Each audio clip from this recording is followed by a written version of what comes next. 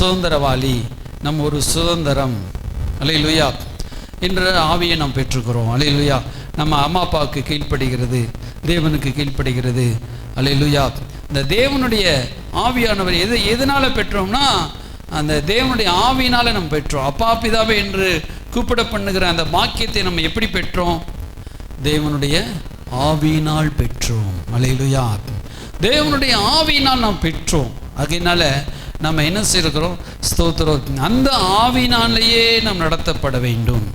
நம்ம எந்த ஆவியில் நம்ம பெற்றோமோ, எந்த ஆவினாலே நம்ம அப்பாவா பிதாவே என்று அழைக்கிறோமோ, அந்த உரிமைக்கு நாம் பாத்திரவான்களாக மாறினோமோ, அதே ஆவியினால் நாம் நடத்தப்படணும்னு சொல்கிறாரு. அல்லேலூயா. அந்த ஆவியினாலே நாம் நடத்தப்படும் பொழுது நாம் சரியாய் நடத்தப்படுவோம். நாம் தேவனுடைய புத்திரராய் நாம் இருப்போம். அல்லேலூயா. நம்ம எப்படிப்பட்டவர்களாக இருப்போம்? தேவனுடைய புத்திரர்களாக நம்ம இருப்போம். தேவனுடைய பிள்ளைகள், தேவனுடைய புத்திரர். சரி, ஸ்தோத்திரம். அடுத்து நம்ம எப்படி தேவனுடைய ஆவியினால் நடத்தப்படுகிறோம்? முதலாவது, கடவுள் உங்களை என்ன நிலைமையில் வச்சிருக்கிறாரு, அந்த நிலைமையில் நீங்கள் போக வேண்டும். அல்லேலூயா. ஒரு 7-8 குறிப்பு இருக்குது, ஆனால் நேரம் இருந்தால் வேகமாக சொல்லி முடிக்கிறேன். பாருங்கள், எந்த நிலையில் அவங்களை கர்த்தர் எப்படி அழைச்சிருக்கிறாரோ, கடவுள் ஆண்டவர் அழைச்சதும் ஆவியானவன் அழைச்சதும் ஒன்று தான். அதான் ரோமர் 7ஆம் அதிகாரத்தில் ஸ்தோத்திரம், அதில் நீங்கள் எடுத்து பார்க்கலாம். சார், 1 கொரிந்தியர் 7ஆம் அதிகாரம் 17ஆம் வசனம். தேவன் அவனவனுக்கு பகிர்ந்தது எப்படியோ, கர்த்தர் அவனை அழைத்தது எப்படியோ, அப்படியே அவனவன் நடக்க கடவன். நம்ம எப்படி நடக்கணுமா? அழைத்தது எப்படியோ அந்த பிரகாரமே நடக்கணும்னு சொல்கிறார். நம்ம எந்த பிரகாரமாக ஆண்டவர் நம்மளை அழைச்சிருக்கிறாரோ அந்த பிரகாரமாகவே நாம் நடக்க வேண்டும். அல்லேலூயா. ஸ்தோத்திரம். அப்போ சொல்கிறாரு, அப்படி எல்லா சபைகளிலும் இப்படியே திட்டம் பண்ணுகிறேன்னு சொல்கிறார். கடவுள் நம்மளை சுயாதீனத்திற்கென்று அழைத்திருந்தாள். கீழே பாருங்கள். ஸ்தோத்திரம். அவர் சொல்கிறாரு, நீங்கள் வேகமாக எடுத்த 20ஆம் வசனம். அவனவன் தன் அழைக்கப்பட்ட நிலைமையிலே நிலைத்திருக்கிறவன். அடிமையாக நீ அழைக்கப்பட்டிருந்தால் நீ சுயாதீனனாக கூடுமானால் அதை நலம் என்று அனுசரித்துக்கொள். நீ எப்படி அழைக்கப்பட்டிருக்கிறாய்? சுயாதீனமாக அழைக்கப்பட்டிருன்னா இப்போ சுயாதீனமாக நீ நடந்துக்கோன்னு சொல்கிறார். அல்லேலூயா. இப்போ நம்ம சுயாதீனம்ங்கிறது ஒரு சுயாதீன சபை அப்படின்னு சொல்லியிருக்கு. பெந்தேகோஸ்து சபை சுயாதீனமான ஒரு சபை அப்படி. நம்ம சபை ஒரு சுயாதீனமான சபை. இப்போ ஒரு சில சபைகள்லாம் இருக்குது. ஒரு பெந்தேகோஸ்து சபையில் இப்போ ஒரு விசேஷமாக சில சபைகள், கட்டுப்பட்ட சபைகள் இருக்குது. ஆர்சி, இப்போ டிஎல்சி, சிஎஸ்ஐ, இப்படிலாம் இன்னும் ஒரு மேட்ரல் சர்ச்சி, ஆங்கிலிக்கன் சர்ச்சி, இப்படிலாம் இருக்குது. அது ஒரு பிரிவு, ஒரு ஸ்தாபனத்துக்கு ஒரு கட்டுப்பாட்டுக்குட்பட்டது. அவங்க இப்படி தான் அந்த சர்ச் ரூல்ஸ். ஒரு சர்ச்சே அது ஒரு ஆர்கனைசேஷனாக இருக்கும். ஒரு எப்படிப்பட்ட ஒரு சட்டத்திட்டமாக இருக்கும். அங்கே ஒரு சட்டத்திட்டங்கள்லாம் வச்சுருப்பாங்க. அதுக்குட்பட்டு தான் இருக்கணும். ஒரு போதகர்னால் இப்படி ஒரு சட்டத்திட்டம். அவங்க ஒரு நல்லா உண்மையாக செய்வாங்க. அதே மாதிரி ஒரு வேலை மாதிரி செஞ்சுட்டு போயிடுவாங்க. ரெண்டாவது சோத்திரம், அவங்க இப்படி தான் இருக்கணும். இப்படி ஒயிட் அண்ட் ஒயிட் தான் போட்டிருக்கணும். அல்லது பெரிய என்ன செய்யணும், அந்த மைப்பர் ஊழியக்காரருக்கு ஏற்ற மாதிரி அங்கி போட்டிருக்கணும். அங்கியில் என்ன செய்யணும், கருப்பு நாடா கட்டணும் அல்லது வெள்ளை நாடா கட்டியிருக்கணும். இப்படி ஒரு சில சட்டத்திட்டங்கள்லாம் இருக்குது. அதே போல் பைபிள் இப்படி தான் படிக்கணும், இப்படி தான் பாடகர் பாடணும், இப்படிலாம் இந்த பாட்டு தான் பாடணும், அப்படிலாம் சட்டத்திட்டங்கள் இருக்குது. அப்போ அதுக்குட்பட்டிருந்தால் அதிலே போன்னு சொல்கிறார் ஆண்டவர். அல்லேலூயா. அதில் இருந்துச்சுன்னா அதிலே நீங்கள் போங்க அப்படின்னு சொல்கிறார். அல்லேலூயா. நீங்கள் என்ன எப்படி அழைக்கப்பட்டிருந்தீங்களோ அப்படியே போங்கன்னு சொல்கிறார். இல்லை, நான் சுயாதீனனாக இருக்க விரும்புகிறேன், நான் கடவுள் என்னை எப்படி கண்ட்ரோலில் நடத்த விரும்புகிறாரோ, ஆவியானவருடைய லீடிங் இப்படி நடத்த விரும்புதோ அப்படி நடத்த விரும்புகிறானாலும் நம்ம விருப்பம். இப்போ நம்ம சபையில் எல்லா விதமான சத்தியமும் போதிக்கப்படும். சில சபையில் ஓங்கி கையை தட்ட முடியாது, அந்நிய பாஷை அதிகமாக பேச முடியாது. ஆனால் என்ன சுயாதீன சபைகளில் என்ன செய்யப்பட்டோம்னா நம்ம விருப்பம் போல் கைதட்டி பாடலாம், நம்ம அந்நிய பாஷை அதிகமாக பேசலாம். ஸ்தோத்திரம். நீங்கள் எந்த ட்ரெஸ்னாலும் போட்டு வரலாம். அல்லேலூயா. கடவுள் அது உரிமையை கொடுக்குறார். நீ உன்னுடைய விருப்பம்னு சொல்கிறார். நீங்கள் நகை போட்டுக்கலாம், நகை போடாமல் இருந்துக்கலாம், அல்லது இந்த சேரீ கட்டிக்கலாம், இந்த சேலை கட்ட வேண்டாமல் இருக்கலாம், இந்த கலர் ட்ரெஸ் போட்டுக்கலாம், கலர் ட்ரெஸ் போட வேண்டாம். அப்படின்னு ஆண்டவர் சொல்கிறார். சுயாதீனமாக எப்படினாலும் நீங்கள் எந்த இதுக்காக அழைக்கப்பட்டிருக்கீங்களோ அந்த அழைப்பில் இருங்க சொல்கிறார். அல்லேலூயா, ஸ்தோத்திரம். அது உங்களுக்கு குற்றமாக இருக்க வேண்டாம். அல்லேலூயா, குற்றமனச்சாட்சி உறுத்த வேண்டாம். சிலர் நீங்கள் ஸ்தோத்திரம், சிலர் கருப்பு ட்ரெஸ் போட்டு வந்தால், கருப்பு ட்ரெஸ் தான் அன்றைக்கி இருந்திருக்கும், கருப்பு கலர் போட்டு வந்திருப்பீங்க, அது குத்தம் கிடையாது. உங்கள் உடைய பார்க்கல, உள்ளத்தை பார்க்குறாரு. அதே போல் நீங்கள் மஞ்சள் கலர் போட்டு வந்திருக்கலாம், அல்லது சிவப்பு கலர் விட்டுட்டு வந்திருக்கலாம். இது சாமியார் ட்ரெஸ்ன்னு நினைக்கக்கூடாது. அப்படி இல்லாமல் இது கடவுள் படைத்த வண்ணம், அந்த ட்ரெஸ்ஸை போட்டு வந்திருக்கேன்னு சொல்லி நீங்கள் கொடுத்து கர்த்தரை கடவுளை ஆராதிக்க தான் வரீங்க. அல்லேலூயா, ஆண்டவர் நீங்கள் ஆராதிக்கிறீங்க. அல்லேலூயா, ஸ்தோத்திரம். அப்போ நம்முடைய இருதயத்தை தேவன் பார்க்குறாரு, எதில் நீங்கள் அழைக்கப்பட்டீங்களோ. அதே போல் நீங்கள் வேலை, உங்களுக்கு என்ன வேலை நல்லா வருது அந்த வேலையை நீங்கள் செய்யுங்க சொல்கிறார். அல்லேலூயா. இன்னும் சொல்ல போனால் இந்த வசனமே சொல்கிறாரு, நீ கணவனை ரட்சிப்பாயோ. 16 வசனம் சொல்கிறார், மனைவியானவளே நீ உன் புருஷனை ரட்சிப்பாயோ அல்லவோ உனக்கு எப்படி தெரியும்? புருஷனே நீ உன் மனைவியை ரட்சிப்பாயோ அல்லவோ உனக்கு எப்படி தெரியும்? சிலர் கல்யாணம் முடிஞ்ச பிறகு ரட்சிக்கப்பட்டிருப்பாங்க, அவனும் கணவர் ரட்சிக்கப்படாமல் இருப்பாங்க, மனைவி ரட்சிக்கப்பட்டிருப்பாங்க. அது ஆண்டவர் சொல்கிறாரு, நீ உன் கணவனை ரட்சிப்பாயோ. உன் கணவனா கத்தரா அப்படின்னு கேட்டால் சோத்திரம், கத்தர் தான் முக்கியம், ரெண்டாவது தான் கணவர். மனைவியாக ஆண்டவராக கேட்டால் ஆண்டவர் தான் முக்கியம். எல்லாத்திலையும் பிள்ளையாக ஆண்டவராக கேட்டால் இப்போ ஆண்டவர் தான் முக்கியம், எல்லாத்தையும் கொடுத்தவர் தான். ஆனாலும் இங்கே என்ன சொல்கிறாருன்னா, ரொம்ப முத்தி போய் சிலர் கணவர் ரட்சிக்கப்படாட்டாலும் சர்ச்சைக்கு போயிட்டு வான்னு அனுப்பிடுவாங்க. சில வீடுகளில் கணவர் ரட்சிக்கப்படாட்டாலும் சர்ச்சைக்கு போயிட்டு வாங்க அப்படின்னு அனுப்பிடுவாங்க. மனைவி ரட்சிக்கப்படாட்டாலும் கணவனை அனுப்பிடுவாங்க, நீங்கள் சர்ச்சைக்கு போயிட்டு வாங்க. சில வீடுகளில் பெரிய பிரச்சனைலாம் இருக்குது. அதனாலே சில குடும்பங்கள் ரெண்டாக இருக்குது. நீ சர்ச்சை போனால் என் கூட வாழக்கூடாது, நீ டைவர்ஸ் வாங்கிடு அப்படி நிலைமை வந்திருக்குது. ஆனால் தான் இங்கே பவுல் சொல்கிறாரு, அப்படி பிரிஞ்சு போனால் போட்டோம், நீ உன்னுடைய நித்திய ஜீவன் தான் முக்கியம் சொல்கிறார், தெய்வன் தான் முக்கியம். ஆனாலும் ஒரு அவிஸ்வாசியான ரட்சிக்கப்படாத ஒரு கணவர் மனைவியோடு சேர்ந்து வாழலாம். பிள்ளைகள் யாரோ ஒருத்தர் ரட்சிக்கப்பட்டிருந்தாலும் அவங்க மூலமாக பரிசுத்தமாக்கப்படுவாங்க. அல்லேலூயா. ஒருவேளை கணவர் ரட்சிக்கப்படாமல் இருந்தால், மனைவி ரட்சிக்கப்பட்டிருந்தா அவங்க மூலமாக பிள்ளைகளும் பரிசுத்தமாக்கப்பட்டுருவாங்க அப்படின்னு கொண்டு வரார். இல்லை உன் கணவர் தான் ரட்சிக்க வேணும்னு நிற்க முடியாது. உன்னை சொல்கிறார், நீ ரட்சிப்பாயோ சொல்கிறார். நீ உன்னால் ரட்சிக்க முடியுமா உன் கணவனை? முடியாது. உன்னால் உன் மனைவியை ரட்சிக்க முடியுமா? முடியாது. ஆனால் இப்படி பிரச்சனைன்னு ஒன்று வந்துச்சுன்னா ஆண்டவர் நில்லு, பிரச்சனை வரலன்னா நீ அவங்களோட சேர்ந்து வாழ் சொல்கிறார். சேர்ந்து நீ வாழ்ந்துக்கோ, அதுக்காக நீ பிரச்சனை பண்ணாதுன்னு சொல்கிறார். என்ன சொல்கிறாரு? நீங்கள் பிரச்சனை பண்ணாதீங்க, நீங்கள் எப்பயும் போல் ஆண்டவரை தொழுது கொண்டு அப்படியே ஆண்டவருக்குள்ளே நீங்கள் அழைக்கப்பட்ட அழைப்பிலே மனரமியமாக இரு. அல்லேலூயா. சிலர் என் கணவர் பிசாசு சொல்லுவான், உன் கணவரே இன்னும் ரட்சிக்கப்படலை, உன் ஜெபமெல்லாம் கேட்கப்படுமா அப்படின்னு குத்துவான். அதை பற்றி நீங்கள் கவலைப்படக்கூடாது. பிசாசு என்ன சொல்லுவோம், அப்படிலாம் உங்களை பேசி உங்களை நோக்கடிப்பான். உங்கள் கணவரை நீங்கள் சொன்னால் ஆண்டவர் என்னைக்கா என் கணவர் ரட்சிப்பார் அப்படின்னு சொல்லி விசுவாசமாக போயிடணும். அல்லேலூயா. என்றைக்குனாலும் என் கணவர் மனம் திரும்புவார், கொஞ்சம் கொஞ்சமான நாள் வருவார், எப்படினாலும் ரட்சிக்கப்படுவார் அப்படி நம்பிக்கையில் போயிடணும். அல்லேலூயா, ஸ்தோத்திரம். அப்போ பிசாசுக்கு நீங்கள் சத்தத்துக்கு இடம் கொடுக்கக்கூடாது. இது பிசாசு உங்களை குழப்புவான். உங்கள் கணவர் ரட்சிக்கப்படல பாரு, நீ என்ன செஞ்சாலும் எதுக்குறாரு பாரு. ஆனால் இது பிரச்சனையெல்லாம் வரும், ஒரு சில குடும்பங்களில் சூழ்நிலைகள் வரும். அதனால் அந்த நேரத்தை கிருபை தருவார் ஆண்டவர். என்ன தருவார்? கிருபை. பயப்படக்கூடாது.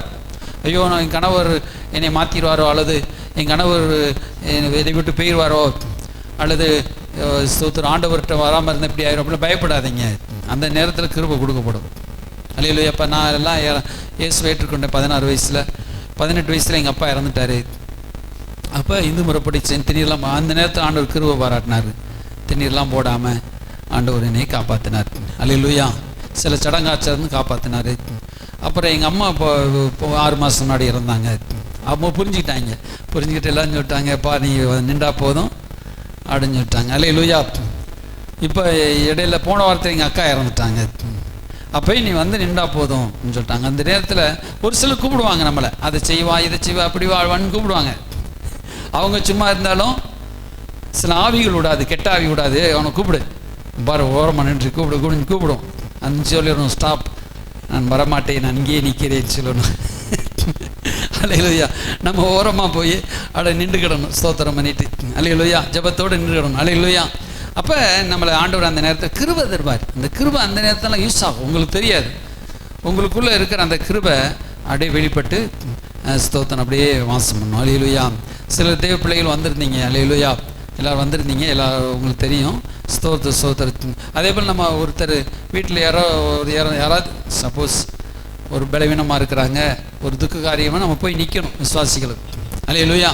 முடிஞ்ச அளவுக்கு போய் நின்று ஒரு மணி நேரமாக தலையை காட்டி அவங்களுக்கு ஒரு ஆறுதல் சொல்லிட்டு வரணும் அல்லேலூயா. இப்போ எனக்காக நான் நான் ஆற்றி சொல்லலை, ஆனாலும் வந்திருந்தீங்க ஸ்தோத்திரம். ஆனால் நம்ம விசுவாச பிள்ளைகள் அப்படி ஒரு ஒற்றுமையை காண்பிக்க வேண்டும் அல்லேலூயா, ஸ்தோத்திரம். அப்போ நமக்கு அவங்க ஒரு ஆறுதல் அடைவாங்க அல்லேலூயா, ஸ்தோத்திரம். அப்போ ஆண்டவர் சொல்கிறாரு, நீங்கள் அழைக்கப்பட்ட அழைப்பிலே நீங்கள் உறுதியாக நில்லுங்க. ஒருவேளை எந்த வேலை கொடுத்துருக்காரு, உங்களுக்கு எந்த வேலை நல்லா வருது அல்லேலூயா. ஒருவேளை படிப்பு நல்லா வந்தாலும் படிப்பில் நல்லா போங்க, விளையாட்டு நல்லா வந்தாலும் விளையாட்டில் போங்க ஸ்தோத்திரம். ஒருவேளை உங்களுக்கு வேலை தான் நல்லா வருது, வேலையில் நல்லா போங்க அல்லேலூயா. என்னென்னா இப்போ நான் இப்போ எங்களுக்கு 10th படிச்சுட்டு மறுபடிப்பு படிக்க எங்களுக்கு முடியல. எங்கள் அப்பா அம்மா அப்போ படிப்பை பற்றி அவங்களுக்கு தெரியாது. எங்கள் குடும்பம் பிஸ்னஸ் லைன். போய் நின்று ஒரு எங்கள் அப்பா பேசினாருன்னா திடீர்னு 1000 ரூபா கிடச்சிரும். 1000 ரூபா அந்த காலத்தில் கவர்மெண்ட் சம்பளம் மாதம் 600 ரூபா தான் சம்பளம். இவங்க போய் ஒரு இடத்த முடிச்சு கொடுத்தா ஒரு 1000 ரூபா கைக்கு வந்துடும். அப்போ 2 மாத சம்பளம் உடனே வந்துடும். அதனால் அந்த காலத்தை துச்சிதமாக நினச்சாங்க கவர்மெண்ட் வேலையை. இப்போ லட்சங்களை கொடுக்குறாங்க, கொடுத்தா வேலை கிடைக்க மாட்டேது இல்லையா. அதனால் எங்கள் அப்பா அவங்களும் படிப்பு மேலே இன்ட்ரெஸ்ட் கிடையாது, அவங்களுக்கு தெரியாது படிப்பு. அப்போ நம்ம ஒரு 10th படிச்சுட்டு அதுபோல் படிக்க வைக்க முடியல அவங்களால. நான் போகிறேன்னு சொன்னாலும் போ விட மாட்டேன்னு சொல்லிட்டாங்க படிக்க. அப்புறம் பைபிள் காலேஜ் போனேன் இவங்க. அதுக்கப்புறம் எங்கள் அப்பா இறந்ததுக்கப்புறம் வியாபாரம் நானாக பைபிள் காலேஜ் பிச்சு சேர்ந்தேன். அப்போ என்னை உற்சாகப்படுத்துறதுக்கு ஒரு சிலர் இருந்தாங்க, ஆனாலும் ஒரு சிலர் உற்சாகப்படுத்தலை. அப்போ எனக்கும் தெரியல. ஆனால் இப்போ படிப்பினுடைய மேலும் இப்போ தான் புரியுது. இப்போ இங்கிலீஷ் முட்டி படிக்க வேண்டியது, பைபிள் கூகுளில் தேட வேண்டியிருக்குது, இன்னொரு பைபிள் எடுக்க வேண்டியது, அது டிரான்ஸ்லேஷன் பார்க்க வேண்டியிருக்குது. பைபிள் படிக்கும்போது சில அர்த்தங்கள்லாம் உங்களுக்கு சொல்லணும். இப்போ நானும் எனக்கே ஆவிக்குரிய வளர்ச்சிக்கு தமிழ் பைபிள் படித்தா மட்டும் போத மாட்டுது. ஒரு விரிவாக்க உரைஞ்சல் இங்கிலீஷில் இருக்கும் அல்லேலூயா. அப்போ அந்த விரிவாக்க உரையெல்லாம் தேட வேண்டியிருக்குது, அதில் போய் அர்த்தத்தை பார்க்க வேண்டியிருக்குது. ஏன்னா அந்த மூல அகராதியெல்லாம் பார்க்க வேண்டியிருக்குது. சில நேரத்தில் பைபிள் எழுதும்போது ஒரு சில வார்த்தைகளாக விட்டுட்டு எழுதிட்டாங்க, ஒரு சில வார்த்தைகள் 1-2 வார்த்தைகள் புரிய மாட்டேது. ஆனால் எல்லாமே தெளிவாக இருக்குது. 99-98% சரியாக இருக்க வச்சுக்கிடுவோம். ஆனாலும் ஒரு சில வார்த்தைகள் இங்கிலீஷ்லேயும் படிக்க வேண்டியிருக்கு அல்லேலூயா. சரி, இன்னும் ஒரு ஜென்ரேஷன் பார்த்தீங்கன்னா முடுகான் பிள்ளை, ஒரு வயசு பிள்ளை இங்கிலீஷ் அடித்து மாட்டுது இல்லையா. இப்போ எல்லா துறைக்கும் கல்வி அவசியமாக இருக்கிறது. ஒரு வியாபாரம் பண்ணாலும் அவங்க இங்கிலீஷில் பேசி பல மொழிகளில் பேசும்போது வியாபாரம் உச்சக்கட்டத்துக்கு போயிடுது, $1 மில்லியன் தாண்டி போயிடுது. இந்த படிப்பு எங்கே போய் தூக்குது? அது ஒரு விளையாட்டுக்கு போகிறாங்க, இங்கேருந்து விளையாண்டு ஃபாரின் போய் விளையாட போகிறாங்க. அப்போ அவங்க இங்கிலீஷில் பேசணும்ல, தமிழில் பேச முடியுமா? போய் தமிழில் பேசணும் மரியாதை, இது தமிழில் பேசுனா வெளியே அனுப்பிடுறாங்க அல்லேலூயா. சரி, தமிழுக்கு தமிழ்நாட்டில் மதிப்பு, தமிழ் என்றும் அழியாத ஒரு கல்வி தான், தமிழை மதிக்கிறவன் தான். ஆனாலும் நம்ம ஒரு வெளி மாநிலம் போகிறோம், வெளிநாட்டுக்கு போகிறோம், நமக்கு இங்கிலீஷும் ரொம்ப முக்கியம், ஹிந்தி நமக்கு ரொம்ப முக்கியம், அதை காட்டும் இங்கிலீஷ் ரொம்ப முக்கியம். எல்லாவற்றுக்கும் படிப்பு அவசியமாக இருக்குது அல்லேலூயா. சரி, நம்ம அடுத்து படிச்சுக்கலாம், இங்கிலீஷ் தானே நம்ம அடுத்து படிச்சுக்கலாம் நினச்சாலுமே அந்த படிக்கிற நேரத்தை விட்டுட்டு படித்தோம்னா ரொம்ப ஒன்றுக்கு அபராதம் 10 கட்டினதும் ஆயிடுச்சு. சில நேரத்தில் நம்ம கட்டுறோம்ல, இப்போ ஒரு பில் கட்டணும், இப்போ கரண்ட் பில் கட்டுறோம், என்ன செய்ய, இப்போ அந்த நேரத்தில் கட்டலைன்னா, அந்த 20 நாளுக்குள்ளே கட்டலைன்னா இப்போ 120 ரூபா ஆகிட்டாங்க. முந்தி 60 ரூபா தான், இப்போ அதோட 120 ரூபா சேர்த்துக்கிட்டு, மறுநாள் கட்டினா 120 ரூபா சேர்த்துக்கிட்டு அப்படி விட்டுறாங்களே. சில நேரம் 10 மடங்கு அபராதம் போட்டுறாங்க. இப்போ ஒரு பிள்ளை ஹோம்ஒர்க் செஞ்சுட்டு வரலன்னா டீச்சர் என்ன செஞ்சுறாங்க, நீங்கள் அந்த ஹோம்ஒர்க்கை 10 தடவை எழுதிட்டு வா. எத்தனை தடவை? அதுக்கே அந்த பிள்ளை உட்காந்து எழுதிடுவோப்பா, 10 தடவை எழுதணுமாப்பான்னு சொல்லி இல்லையா. அப்போ அதே போல் நம்ம என்ன செய்ய, இந்த கொடுக்கப்பட்ட நாளில் நம்ம சரியாக படிக்கலைன்னா, இப்போ என்னைய பாடமாக வச்சு சொல்கிறேன், இந்த ஆய்களா தங்கச்சிமார்களா தம்பிமார்களா, அப்போ நம்ம இப்போ 10 மடங்கு நம்ம கூட்டி படித்தோம் படிக்க வேண்டியிருக்கு. ஏதோ ஆண்டோடைய கிருபையில் கொஞ்சம் புரிஞ்சுக்கிறேன் அல்லேலூயா. சரி, ஸ்தோத்திரம். அப்போ இப்போ நம்ம அந்த நேரத்தில் படிக்காததுனால இப்போ கொஞ்சம் சூழ்நிலை நிமித்தம் படிக்கிறோம். அல்லேலூயா. அப்போ நம்ம 4 இடத்துக்கு போகிறோம். இப்போ நம்ம பல இடங்களுக்கு போகிறோம். இப்போ நம்ம படிச்சிருக்க வேண்டி இருக்குது. அல்லேலூயா. இந்த படிப்புங்கிறது ஒரு அழியாத சொத்து. நமக்கு என்ன தான் வியாபாரம் தெரிஞ்சிருந்தாலும், அந்த வியாபார திறமை எவ்வளோ தான் இருந்தாலும், அந்த படித்தவங்க செய்கிற வியாபார திறமைக்கு வித்தியாசம் இருக்குது. அல்லேலூயா. அவங்க டக்குன்னு இப்போல்லாம் கல்வி அறிவு இருந்தால் போதும், ஒரு லேப்டாப்லேயே வியாபாரம் பண்ணிடுறான். லட்சக்கணக்கில் கோடிக்கணக்கில் வியாபாரம் பண்ணிடுறான். என்ன? அந்த நாலேஜ், அந்த படிக்கிற நாலேஜ். அல்லேலூயா. இப்போ அதை நம்ம கவனமாக அதான் சொல்கிறாரு, அந்த அழைப்பில் உறுதியாக நில்லுங்கன்னு சொல்கிறார் கடவுள். அப்படி தாவாதைன்னு சொல்கிறார். சிலர் இங்கிருந்து தாவதா, அங்கே தாவ, சரி அது போக இது சிலர் சொல்லுவான் நான் இன்ஜினியர் ஆகணும்னு சொல்லுவான். திடீர்னு நான் என்ன செய்யறது, வேறு வக்கீலாகணும்னு சொல்லுவான். வக்கீலாம் அடுத்து நான் சினிமா ஸ்டார் ஆகணும், அடுத்து நான் இப்படி போகணும், நான் கலெக்டர் ஆகணும், திரும்பி நான் டாக்டர் ஆகணும்ப்பான். இந்த வாலிப நாட்களில் அங்கங்கே மூடு மாறிட்டே இருக்கும். சில டெண்டுல்கர், நான் விளையாட்டு வீரர் டெண்டுல்கர் ஆகணும்னு நினைப்பாங்க. அந்த மூடில் என்ன ஆயிரும், பெரியனா இருப்பாங்க. அதுக்கப்புறம் கொஞ்ச நாளில் மாறிடுவாங்க. நாங்கள் அப்படிலாம் மாற மாட்டோம் மாஸ்டர், ஒரே டெண்டுல்கர்னா டெண்டுல்கர்லேயே நிற்போம் அடிஞ்சு. அது தப்பு கிடையாது. அப்போ அது அதை அறியாமல் இல்லை நாட்களில், வாலிப நாட்களில் சொன்னாங்க. அது தப்பு கிடையாது. அவங்க வளர்றாங்க. வளரும்போது மாறிக்கொள்வது நல்லது. அது மாற்றம் வேண்டும். இல்லையா? மாற்றம் வேண்டும். அதுக்காண்டி எல்லாரும் கிரிக்கெட் பேட்டை தூக்கி தெரிஞ்சிட்டு முடியுமா? இல்லையா? அவன் ஒரு நேரம் வரும்போது புரிஞ்சுக்கிறான், ஐயோ கடவுள் நம்மளை டெண்டுல்கரால் நம்ம நம்மளை ஒரு சாஃப்ட்வேராக அழைச்சிருக்காரு, ஒரு இன்ஜினியராக அழைச்சிருக்காரு, ஒரு டாக்டராக அழைச்சிருக்கிறாரு, நமக்கு இந்த லைனில் கொடுத்துருக்கிறாரு. அல்லேலூயா. ஸ்தோத்திரம். முதல் விருப்பம் நமக்கு வரத்தான் செய்யும், நம்ம அப்படி ஆகணும் இப்படி ஆகணும்.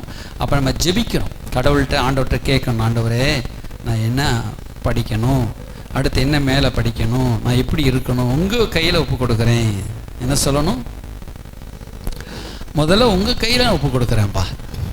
அல்லேலூயா. நீங்கள் என்னை என்ன மாற்ற விருப்பப்படுறீங்களோ என்னை மாற்றுங்க. எனக்கு என்ன ஆசீர்வாதம் தர்றீங்களோ தாங்க. பொறுமையாக, சில பொறுமையாக நம்ம இருக்கணும். பொறுமையாக எல்லாத்தையும் கற்றுக்கிடணும். அல்லேலூயா. ஸ்தோத்திரம். வாழ்க்கையில் கற்றுக்கிற வயசில் எல்லாத்தையும் கற்றுக்கிடணும். அல்லேலூயா. நீங்கள் வாழ்க்கை அந்த காலத்தில் கற்றுக்கிடாத நம்ம அடுத்து கற்றுக்கிடவே முடியாது. ரொம்ப லாங்காக கற்றுக்கிடுவோம் கஷ்டப்பட்டு. ஆனால் பார்த்தீங்க, அமெரிக்கா ஃபாரின்லலாம் 75 வயசாலும் படிச்சுட்ருக்குறாங்க, இன்னும் படிக்கிறாங்க. 75 வயசுலலாம் தாத்தா அந்த ஈவினிங் ஸ்கூல் மாதிரி போய் படிப்பாங்களாம். 70 வயசுலேயும் போய் படிப்பாங்களாம். ஸ்தோத்திரத்து. அப்போ நம்ம வாழ்க்கையில் கற்றுக்கொள்ளக்கூடிய ஆர்வம் வந்துக்கிட்டே இருக்கணும். அல்லேலூயா. இப்போ நானும், இப்போ நீங்கள் இருக்கிறீங்க, இப்போ ஞாயிற்றுக்கிழமை உபதேசம் கேட்குறீங்க, இது கற்றுக்கொள்கிறது. இன்னும் நீங்கள் படிக்கிறீங்க. அல்லேலூயா. இப்போ நான் 6 நாள் நானும் படிச்சுட்டு உங்களுக்கு சொல்கிறேன். புரியுதா உங்களுக்கு? நீங்கள் ஏதோ வளர்ந்துட்டீங்க, அப்போ நான்லாம் வாழ்க்கையில் வந்துட்டேன்ப்பா, 40 வயசாச்சு, 35 வயசாச்சு, 50 வயசாச்சு, வாழ்ந்து முடிச்சு போகிறேன், அடுத்து பரலோகந்தான் என் சொந்தமே அப்படிலாம் ஆண்டவர் உங்களை விடமாட்டார். அல்லேலூயா. நீங்கள் ஈஸியாக போய் பரலோகத்தில் உட்காந்துட்டு நல்லா அப்படியே ஆண்டவரே ஸ்தோத்திரம்ப்பா, நான் ஊரில் இருக்கும்போது நான் இப்படிலாம் வாழ்ந்துட்டு இருந்தேன், நான் ஏற்றுக்கொண்டோடனே பரலோகத்துக்கு கூட்டி வந்தீங்க, அப்படிலாம் செய்ய மாட்டார். நீங்கள் கொஞ்ச நாள் உங்களை நல்லா உருவாக்கி உங்களை ஆசீர்வாதம் வச்சு நீங்களும் சந்தோஷமாக வச்சு பலருக்கு சாட்சியாக வச்சு அப்புறம் தான் உங்களை நீங்கள் நல்லா வாழ்ந்த பிறகு தான் உங்களை எடுப்பார். அல்லேலூயா. ஸ்தோத்திரம். ஆமென். அல்லேலூயா. சொல்லுங்கள் அல்லேலூயா. நீங்கள் என்ன செஞ்சீங்க? நீங்கள் வீட்டில் இருந்தால் வீட்டுக்கார் பிடுங்க, மனைவி பிடுங்க, பிள்ளைய பிடுங்க, சேவன் பரலோகம் போயிடுவோம்டா. இல்லையா? சொல்கிறோமா இல்லையா? என்னைக்கு நான் என் பாடு தீருமோ போனால் தான் நான் போய் சேர்ந்த பிறதாண்டா உங்களுக்கெல்லாம் தெரியும் அம்மாவை பற்றி அருமை. எத்தனை அம்மா மாதிரி உண்மையிலே கஷ்டம்தான். அம்மாவை மாதிரி நான் அவங்கள கேலி பண்ணுறேன் நினைக்காதீங்க. நீங்கள் படுற கஷ்டம் எனக்கு புரியுது. அதனால் அந்த போடுற கஷ்டத்தில் இன்னும் கொஞ்சம் அம்மா நீங்கள் போய் சேருங்கன்னு சொல்லி பிரசங்கம் பண்ண முடியுமா? அப்புறம் ஆண்டவர் என்னையும் அடிப்பார். ஏண்டா நீ உடனே அவங்கள தேத்தி இந்த பூமியில் நல்லா இருக்க பண்ணி அதுக்கப்புறம் சாட்சியாக இருக்க பண்ணி என்கிட்ட கொண்டு வந்து சேர்ப்பியா? அவங்க சாகுறீங்கன்னா உடனே பரலோகத்தை நீ அனுப்பிடுற, அதுக்கு சீட்டு போட்டு நீ கொடுக்குற, ஜெபம் பண்ணி ஆயத்தப்படுத்தி அனுப்பிவிட்றியே, அப்புறம் என்னைய வைவார். இல்லையா? அதனால தான் சொல்கிறேன். ஸ்தோத்திரம். உங்களுக்கு தாலாட்டு பாடி உங்களுக்கு ஜெபம் பண்ணி சீக்கிரம் பரலோகத்தை எடுத்துக்கொள்ளுங்கப்பா. அந்த சகோதரி ரொம்ப கஷ்டப்படுறாங்க.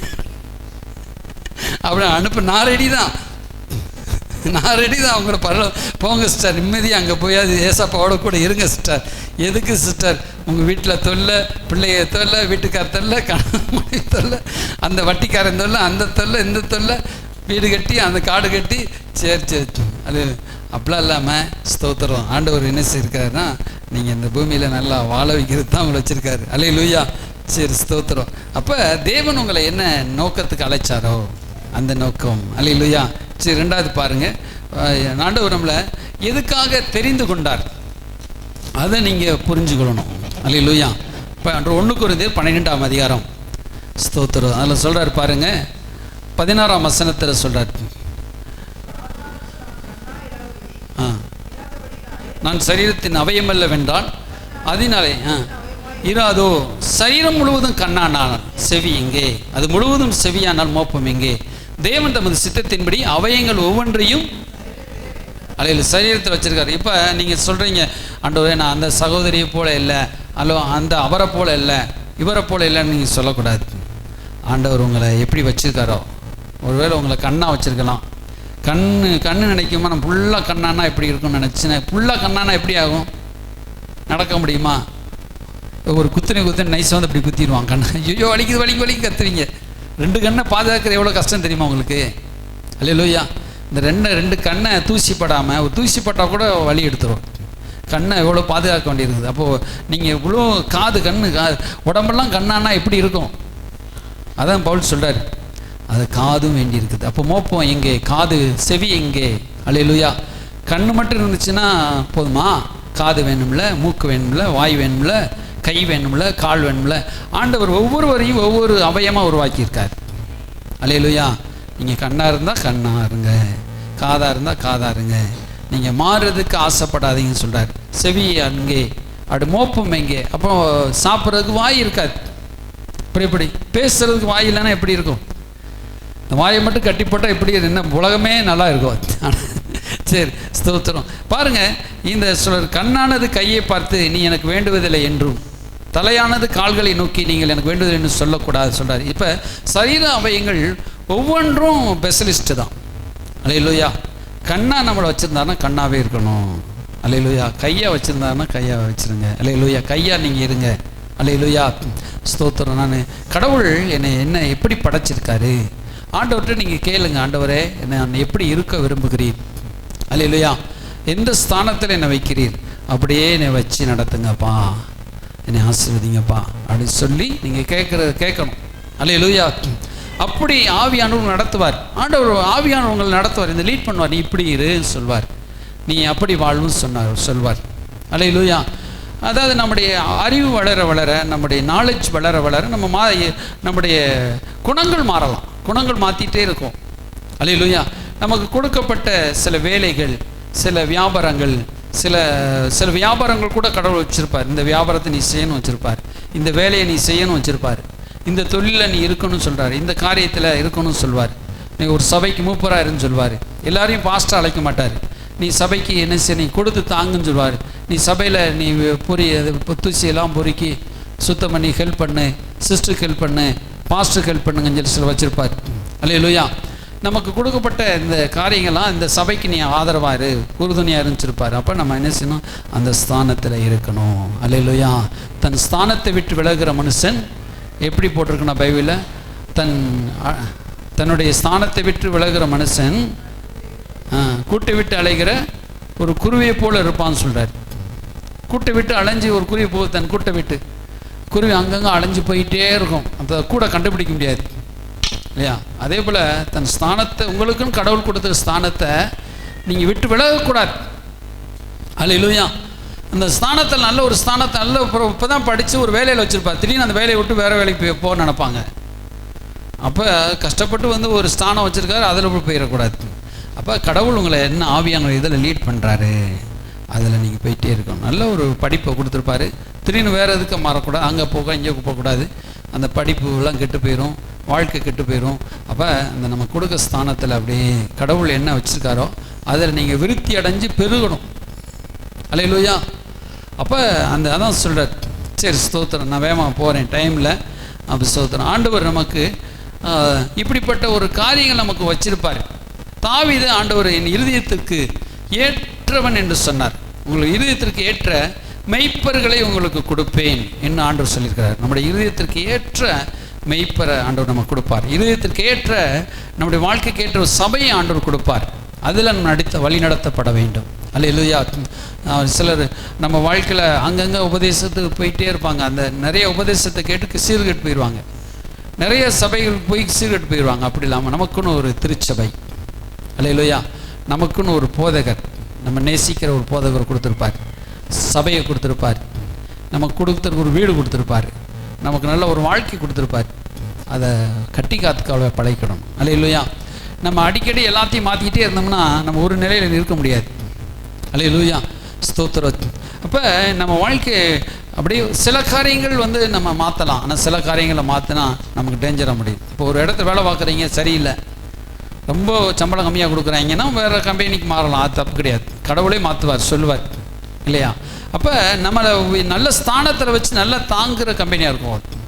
அப்போ நம்ம அதில் அடிக்கடி மாறிக்கிட்டே இல்லாமல் நம்ம நிலைமையை என்ன செய்யணும்? கர்த்தருக்குள்ள ஒப்பு கொடுத்து ஆவியானவர் நடந்து கொள்ளுகிற மாதிரி நடத்தணும். அல்லேலூயா. சரி, ஸ்தோத்திரம். இப்போ அடுத்து ஆண்டவர் என்ன சொல்கிறார் பாருங்கள். நம்ம அப்படியே எடுத்து நம்முடைய குணங்களோடு, நல்ல ஒரு குணங்களோடு நம்ம இருக்கணும். அல்லேலூயா. நீங்கள் இயேசு கிறிஸ்துவனுடைய சிந்தை, நம்முடைய கேரக்டரில் நம்ம அப்படியே அவரோடு கூட நம்ம சேர்ந்து இருக்கணும். பாருங்கள், ஸ்தோத்திரம். நீங்கள் எடுத்துக்கொள்ளுங்க வசனம். நம்ம கிறிஸ்துவை சேர்ந்தவர்களாய் எபேசியர் புஸ்தகம் 2ஆம் அதிகாரத்தை எடுத்துக்கொள்வோம். நம்ம யாரை சேர்ந்தவர்களாக இருக்கணும்? எபேசியர் 2ஆம் அதிகாரம் இந்த வாரம் அதில் கிறிஸ்துவை சேராதவர்களாக முந்திருந்தோம். 2:12 அக்காலத்திலே கிறிஸ்துவை புறம்பானவர்களும் வாக்குத்தத்தத்துக்கு உடன்படிக்கைகளுக்கு அந்நீர் நம்பிக்கை இல்லாதவர்களும் இவ்வுலக தேவனற்றவர்களுமாய் இருந்தீர்கள் என்று நினைத்துக் கொள்ளுங்கள் சொன்னார். ஒன்றும் சொல்றாருன்னா, அக்காலத்தில் கிறிஸ்துவை சேராதவர்களாக நீங்கள் இருந்தீங்க சொல்றார். எப்படி இருந்தீங்க? கிறிஸ்துவை சேராதவர்களாக இருந்தீங்க. இப்போ சொல்றாரு, இஸ்ரவேலுடைய காணியாட்சிக்கு புறம்பானவர்களாக இருந்தீங்க. நம்ம இப்போ யாரை சேர்ந்தவர்களாக இருக்கிறோம்? கிறிஸ்துவையே சேர்ந்தவர்கள். நம்மோடு கூட ஒரு அட்டாச் ஆகிட்டார் கிறிஸ்து. ஆவியானவர் எப்பவுமே கிறிஸ்துவோடு சேர்த்து வைக்கிறவர். அல்லேலூயா. கிறிஸ்துவுக்குள்ளே வைக்கிறார். அல்லேலூயா. அதான் கலாத்தியர் சொல்கிறாரு. கலாத்தியரில் நீங்கள் எடுத்துட்டீங்கன்னா 2ஆம் அதிகாரத்தில் கிறிஸ்துவுடனே கூட நான் சிலுவையில் 2:20 சொல்கிறார். கிறிஸ்துவுடனே கூட சிலுவையில் அறையப்பட்டேன், ஆயினும் பிழைத்திற்கு இனி நான் அல்ல அப்படின்னு சொல்கிறார். அல்லேலூயா, ஸ்தோத்திரம். கிறிஸ்துவுடனே, கிறிஸ்துவுக்குள்ளே வைக்கிறாரு. அதுக்குள்ளேயே நம்ம நடந்துக்கணும். ஆவியானவர் எப்படி வைக்கிறார்னா, நம்ம இயேசு கிறிஸ்துக்குள்ளே வைக்கிறாரு. அல்லேலூயா. நம்மளை தூக்கி எதுக்குள்ளே வச்சுட்டாரு? இயேசுக்குள்ளே வச்சுட்டார். இயேசு விட்டு வெளியே வரக்கூடாது. அதான் ஆவியானவர் எப்பவுமே லீட் பண்ணுறது. எப்பவுமே கிறிஸ்துவை பார், கிறிஸ்துவை பார். கிறிஸ்து எப்படி சுகமாக்கினார், இயேசு எப்படி விடுதலை ஆக்கினார். அதுதான் ஊழியம். அல்லேலூயா. இந்த மதங்கள் சடங்காச்சாரத்தில் செய்யப்படுகிறது ஊழியம் அல்ல, இல்லையா? நாம் எல்லோரும் எழுந்திருப்போம், எல்லோரும் உட்காருவோம், எல்லோரும் இப்படி இருப்போம் அப்படி இருப்போம்னு இல்லை. இயேசு எப்படி ஊழியம் செஞ்சார்? நமக்கு முன்மாதிரி யார்? இயேசு தான். ஆனால் ஆதியிலிருந்து பரிசுத்தவான்கள், ஆதியிலிருந்து ஒரு சிலர் விசுவாசிகள் என்ன செஞ்சாங்கன்னா, இந்த பேதுருவை காப்பி அடிக்க ஆரம்பிச்சிட்டாங்க. நான் கேபாவை சேர்ந்தவன் என்றும், நான் பவுலை சேர்ந்தவன் என்றும். பாருங்கள், அதில் 1 கொரிந்தியர் 3ஆம் அதிகாரத்தை சொல்வார். சிலர் இப்படியே ஆரம்பிச்சிட்டாங்க.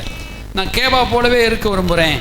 நான் பவுலை 4ஆம் வசனம் சொல்கிறாரு, ஒருவன் நான் பவுலை சேர்ந்தவன் என்றும் வேறொருவன் நான் அப்போலோவை சேர்ந்தவன் என்றும் சொல்லுகிறபடியா நீங்கள் மாம்சத்துக்குரியவர்கள் அல்லவா. என்ன சொல்கிறாரு? நீங்கள் ஒரு சிலர் சொன்னால் கேபானா பேதுரு, நான் பேதுரு இப்படி போனார், நடந்து போனார், இப்படி அற்புதம் நடந்துச்சு, அதை நல்லதை நினைக்கலாம். ஆனால் இவங்க என்ன கிறிஸ்துவை சேராமல் யாரை சேர்ந்தவர்களாயிட்டாங்க? கேபாவை சேர்ந்தவர்கள். அந்த ஊழியக்காரர் தாங்க எனக்கு ரொம்ப பிடிக்கும். இந்த ஊழியக்கார் பிடிக்காதுங்க. என்ன சொல்கிறேன், நீங்கள் எந்த ஊழியக்காரையும் நீங்கள் பிடிக்க வேண்டாம். உங்களுக்கு இயேசுவை மட்டும் பிடிங்க. அல்லேலூயா, ஸ்தோத்திரம். இயேசு தான். அல்லேலூயா, ஸ்தோத்திரம்.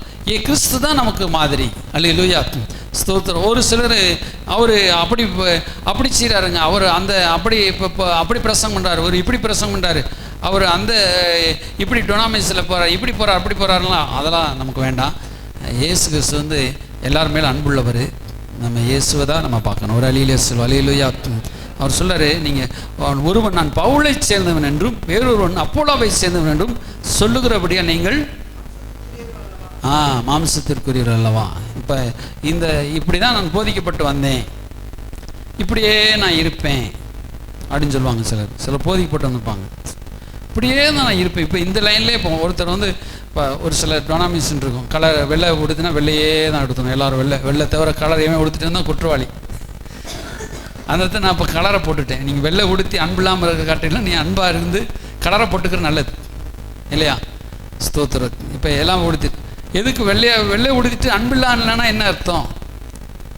வெள்ளை உலகம் போட்டுட்டு நல்லா ஸ்தோத்திரம் ஸ்தோத்திரம் சொல்லி, ஆனால் உள்ள மனசில் எப்படி இருக்குது? பகை இருக்குது. மனசில் சின்னப்பிள்ளைத்தனமான குணங்கள் இருக்குது. ஆள் தான் நல்லா போதகர் மெய்ப்பர் மாதிரி வளர்ந்துருக்குறோம். ஆளை பார்த்தா ஆவிக்குரியவன், உள்ளத்தை பார்த்தா கசப்பு. சின்ன குறைய கூட மன்னிக்க முடியலன்னா எப்படி நம்ம ஒரு ஊழியக்காரராக விசுவாசியாக இருக்க முடியுமா? இல்லையா? அப்போ ஆண்டவர் குணத்தை பார்க்குறார். அல்லேலூயா. டொனாமினேஷனை பார்க்கல. பெரிய ஒரு ஸ்தாபனம் பெரிய லெவலில் வந்தது, அதெல்லாம் ஆண்டவர் பார்க்கல. ஆண்டவர் ஒரு சின்ன பிள்ளை ஜெபம் பண்ணாலும் அற்புதத்தை செய்வார். அல்லேலூயா. ஏன் சின்ன பிள்ளை ஜெபம்? அந்த பிள்ளை உள்ளத்தில் கள்ளங்கவடம் இல்லாமல் ஜெபிக்கும். அல்லேலூயா. ஸ்தோத்திரம். அதில் பாவி ஜெபம் பண்ணாலும் ஆண்டவர் கேட்பார். அல்லேலூயா. நம்ம தான் பாவியாக நினைப்போம், ஆனால் அவர் பார்க்குறது, அவர் மனம் திரும்பினதை பார்ப்பார். அந்த செகண்டில் மனம் திரும்பிட்டா என்ன செய்ய முடியும்?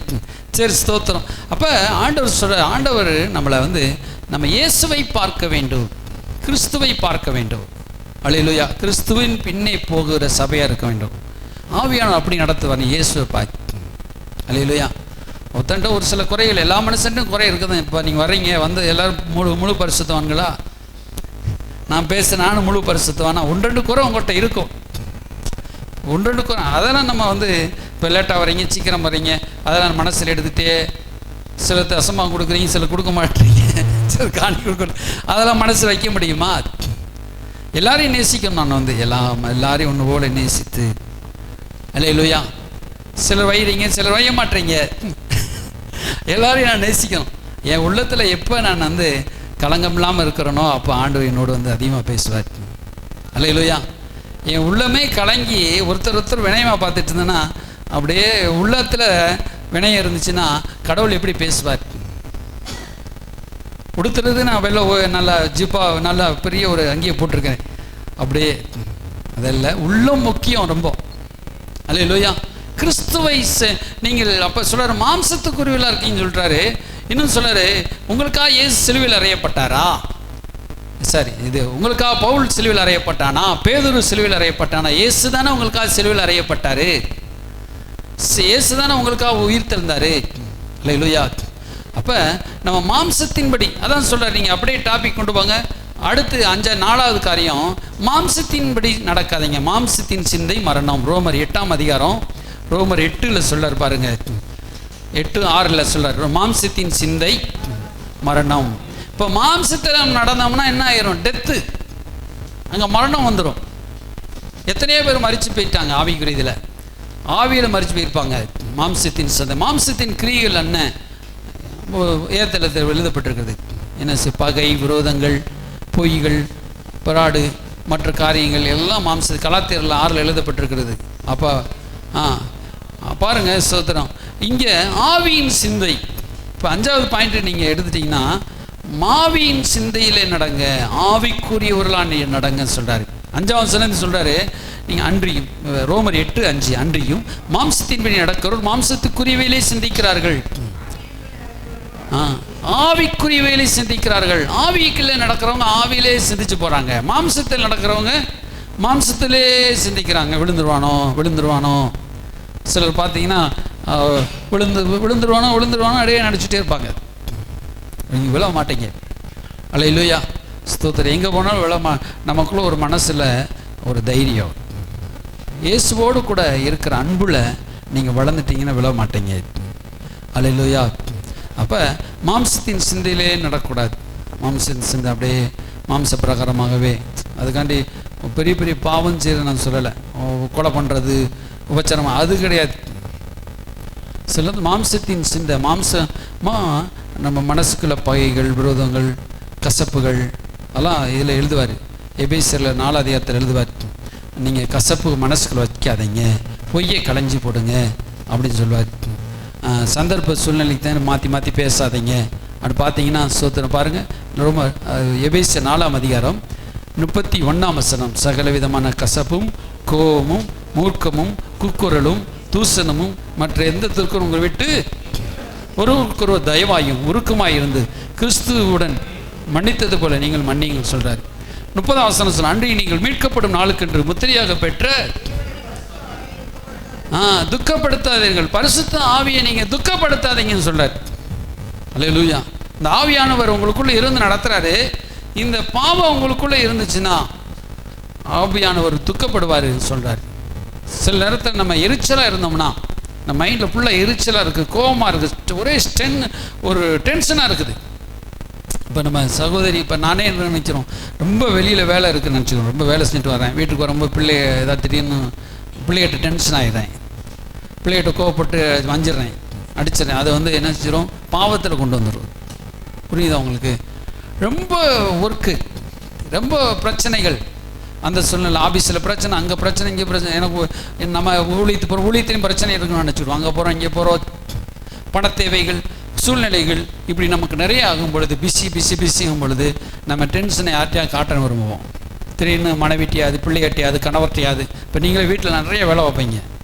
இப்போ நம்ம சிஸ்டர்லாம் பார்த்தீங்கன்னா இருக்கிறதுல வீட்டையே மாற்றி நினைப்பாங்க ஒரே நாளில். ஆனால் வீடு அவங்க விட்டா தூங்கவே மாட்டாங்க. இப்போ தூங்குவாங்க இல்லைன்னு சொல்ல, நைட்டு தூங்குவாங்க, ஆனால் விடாமல் வேலை செஞ்சுட்டே இருப்பாங்க. நான் சொல்லுவேன், இப்போ கொஞ்சம் ரெஸ்ட் எடுத்துகிட்டு பாருங்கள் சிஸ்டர்னு சொல்லுவேன். இல்லை சாயங்காலம் நீங்கள் ஊழியத்துக்கு கூப்பிடுவீங்க, அதுக்கு வேற போகணும் அப்படின்னு. இப்போ அவங்க வந்து அவங்க மனசில் எப்பவுமே 20 வயசு பிள்ளை மாதிரி நினச்சிக்கிடுவாங்க, நினச்சிட்டு வேலை செஞ்சுக்கிட்டே இருப்பாங்க. நான் சொன்னேன், உனக்குப்பா 40 வயசு 45 வயசு ஆச்சுப்பா, கொஞ்சம் ரெஸ்ட் எடுத்து செய்ப்பா, அப்புறம் காய்ச்சி பிடிச்சி உங்களுக்கு வந்துட கடாதாப்பா அடிச்சு. அப்போ அவங்க என்ன செய்கிறாங்கன்னா ஃபுல்லாக வேலை செஞ்சுட்டே இருக்கிறாங்க. அப்போ டென்ஷன் ஆயிரும், சரீரம் கலைக்கு டென்ஷன் ஆகி என்ன செய்வாங்க, கடைசி நைட்டு நேரத்தில் சிலர் பார்த்தீங்கன்னா தூக்கமே வராது. உடம்பு ரொம்ப அலுப்பாயிருச்சுன்னா தூக்கம் வராது. இப்போ கொடூரன் தன் உடலை அலைக்கழிக்கிறான் பைபிள் எழுதப்பட்டிருக்கு. இப்போ நாளாக ஒரு சிலலாம் ரொம்ப காலையிலேருந்து நைட்டு முடி நைட்லாம் வேலை செஞ்சு இப்போ அடுத்தோம்னா உடம்பெல்லாம் வலி பின்னி எடுக்கும், தூக்கமே வராது சிலருக்கு இல்லையா. அப்போ நான் இந்த பைபிள் வசனத்தை படித்து உடல்நிலையை நம்ம உழைச்சிட்டே இருக்கிறோம் இல்லையா, ரொம்ப உழைச்சிக்கிட்டே இருக்கிறோம், ஆசைப்பட்டு ரொம்ப உழைச்சி என்ன அந்த காலத்தில் 20 வயசு 25 வயசு ரொம்ப உழைச்சி என்ன அப்புறம் நைட் தூங்குறது அப்படியே. அது வந்து உண்மைதான் இல்லைன்னு சொல்ல. இப்போ உழைக்கிற வயசு உழைக்கணும். ஆனால் இப்போ எனக்கு வயசு கம்மி தான் இல்லைன்னு சொல்லலை. ஆனாலும் சரீரத்தில் என்ன ஆகுது, கொஞ்சம் மதியானம் ஒரு மணி நேரம் ரெஸ்ட் எடுத்தால் அதிகாலையில் சீக்கிரமாக எழுந்திரிக்க முடியுது. அதிகாலை 4 மணிக்கு கொஞ்சம் முன்ன பண்ண சீக்கிரமாக ஜெபிக்கணும்ல, வேகமாக எழுந்திரிக்க முடியுது அந்த மதியான நேரம் கொஞ்ச நேரம் ரெஸ்ட் எடுத்தா இல்லையா. அதனால் ஜெபத்துக்கு வரவங்களே வரட்டி தள்ளிடுவோம், சீக்கிரம் ஜெபம் முடிச்சுட்டு போங்கன்னு. அப்போ மதியானம் ரெஸ்ட் எடுத்துட்டோம்னா ஒரு அரை மணி நேரம் 1 மணி நேரம் ரெஸ்ட் எடுத்து தப்பு கிடையாது, பாவமா அது தப்பு கிடையாது. 1 மணி நேரம் கொஞ்சம் ரெஸ்ட் எடுத்துட்டோம்னா அதுக்கான தூங்கிட்டே இருந்துடக்கூடாது, அது வேறு.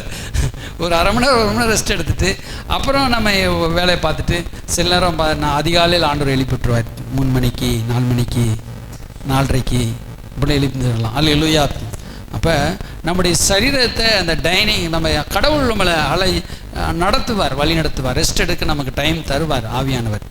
அந்த நேரத்தில் செல்ல நோண்டிக்கிட்டு இருக்கிறது, அந்த நேரத்தில் ஏதாவது ஒரு வேலை பார்க்கறது, நம்ம கூட வேலை சின்ன வேலை, யார்கிட்டையும் பேசுறது. அதான் ஆண்டவர் சொன்னார், உன் உடம்பை நீ தான் பார்த்துக்கணும், மற்றவங்க மேலே பலி போடக்கூடாது. அல்லேலூயா. ஒருவர் கட்டி எழுப்புங்கள் சொல்கிறார். அவங்க கணவரை நீங்கள் தான் காப்பாற்றணும், உங்கள் மனைவியை நீங்கள் தான் காப்பாற்றணும், பிள்ளையை நீங்கள் தான் காப்பாற்றணும். அல்லேலூயா. இப்போ சிஸ்டர் சொல்லுவாங்க, நீங்கள் ரொம்ப பலனாக இருக்கிறீங்க, நீங்கள் நல்லா பிரசங்கம் பண்ணுறீங்க, நல்லா உற்சாகமாக பிரசங்கம் பண்ணுன்னு சொல்லுவாங்க, அடிக்கடி சொல்லுவாங்க. ஏன்பா இப்படிலாம் பேசுகிறியாப்பான்னு, நீங்கள் ஒரு ஆயுஸ் நல்ல பலனாக இருந்து ஊழியம் செய்யணும்ல அப்படின்னு சொல்லுவாங்க. அல்லேலூயா. இன்றைக்கி நல்லா பிரசங்கம் பண்ணின்னு சொல்லுவாங்க. அல்லேலூயா. அது நீங்கள் ஒரு கட்டி எழுப்பணும். நீங்கள் உங்கள் வீட்டுக்காரை பார்த்து சொல்லணும், நீங்கள் சூப்பராக இன்றைக்கி நல்லா போயிட்டு வந்திருக்கீங்களே, எப்படிங்க இந்த பொருள் வாங்கிட்டு வந்தீங்க, அழகாக வாங்கிட்டு வந்திருக்கீங்களே, சுத்த கத்திரிக்காய் வாங்கிட்டு வந்திருப்பாரு, எங்க சூப்பராக வாங்கிட்டு வந்திருக்கீங்க அப்படின்னு சொன்னோம்.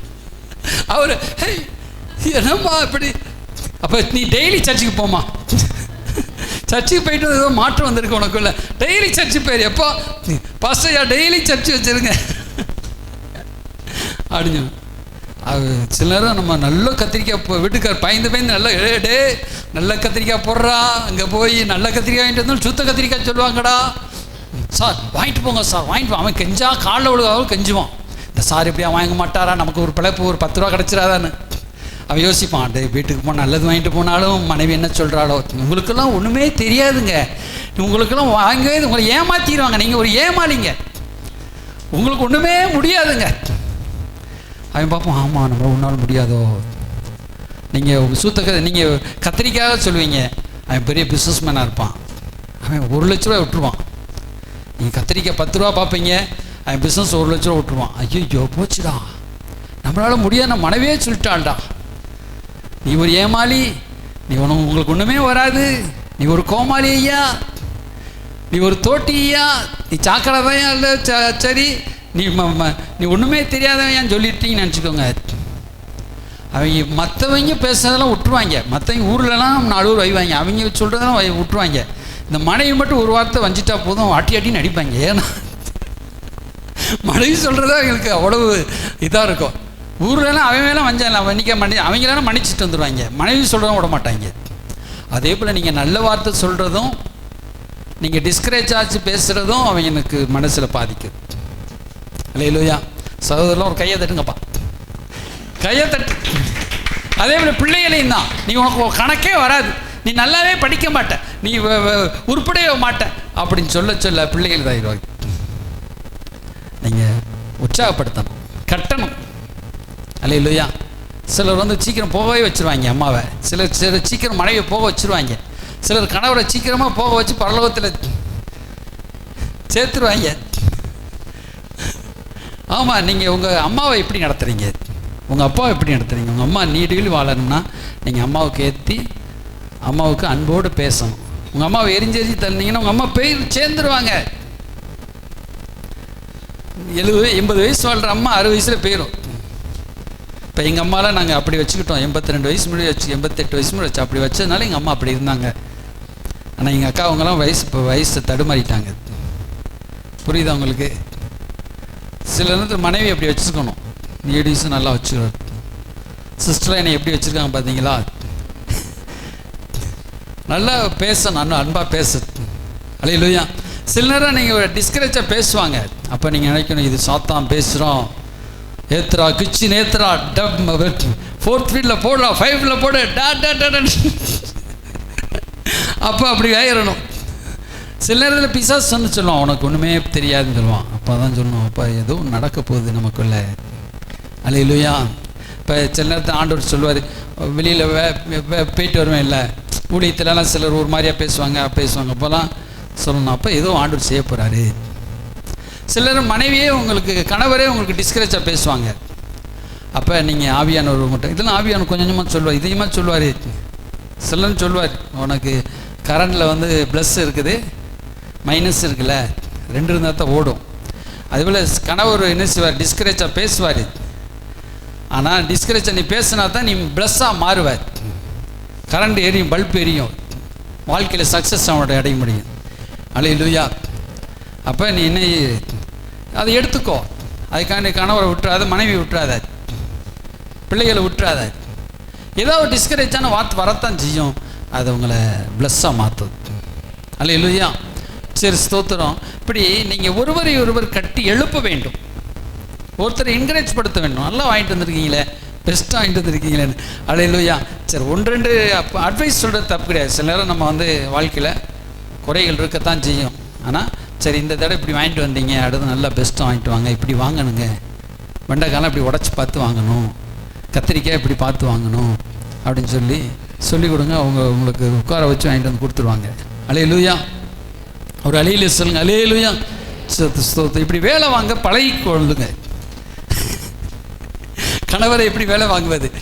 பாஸ்டர் பால் சாம்பேல் மனைவி எப்படி அப்படி செய்தினா போட போகிறோம். அது நல்லது தான். இப்போ குடும்பத்து இப்போ பரலோகத்திலேயே இப்போ செய்தி கொடுக்க முடியும், இங்கே தானே மனுஷர்கள் தானே கொடுக்க முடியும்.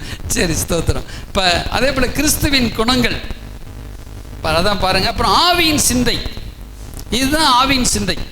அல்லேலூயா. ஆவியின் சிந்தை சமாதானமுமாம். அல்லேலூயா. ஆவியின் சிந்தை ஜீவனுமாம். இங்கே ரோமரில் சொல்றாரு பாருங்க, ஆவியின் சிந்தை என்னது? ஜீவனும் சமாதானமும் அப்படின்னு சொல்றாரு. அல்லேலூயா. நீங்கள் எதை விதைக்கிறீங்களோ அதுதான் உங்களுக்கு அறுப்பீங்க. நீங்கள் ஆவியிலே நீங்கள் விதைச்சிங்கன்னா ஆவிக்குரியதை நீங்கள் அறுப்பீங்க. அல்லேலூயா. நீங்கள் சமாதானத்தை விதைச்சிங்கன்னா சமாதானமாக உங்களுக்கு வரும். உங்களுக்கு வேதனையை விதைச்சிங்கன்னா வேதனையே வரும். புரியுதா உங்களுக்கு? அப்போ நீங்கள் சொல்ல மாம்ச சிந்தை மரணம், இந்த டெத்து. மாம்சத்தில் நீங்கள் சரியில்லை சரியில்லை சரியில்லை சரியில்லை சொல்லிகிட்டே இருக்க, எதுவுமே சரி இருக்காது. ஆவியின் சிந்தையோ ஜீவன், அதில் உயிர் வருகிறது. அல்லேலூயா.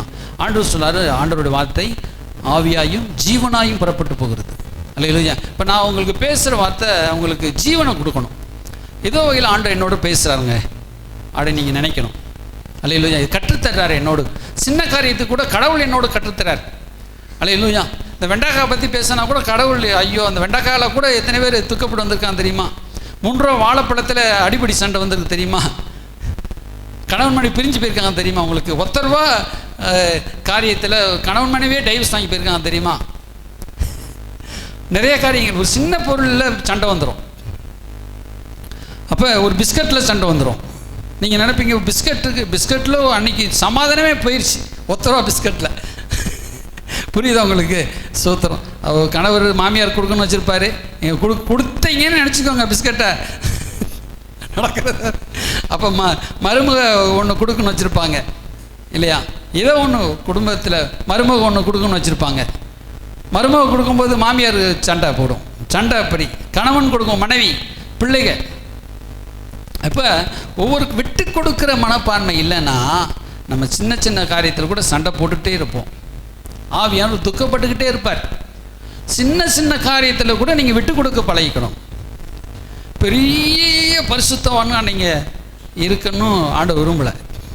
பெரிய பரிசு எப்படி இருக்க போகிறீங்க? நீங்கள் பாவத்தை செஞ்சுட்டு வர போகிறீங்க, டெய்லி கொலை பண்ணிட்டு வர போகிறீங்க, டெய்லி பாவத்தை சினிமா தேட்டருக்காக போயிட்டு வர போகிறீங்க. சினிமா தேட்டருக்குலாம் நீங்கள் போக மாட்டீங்க, நல்லா தான் இல்லையா?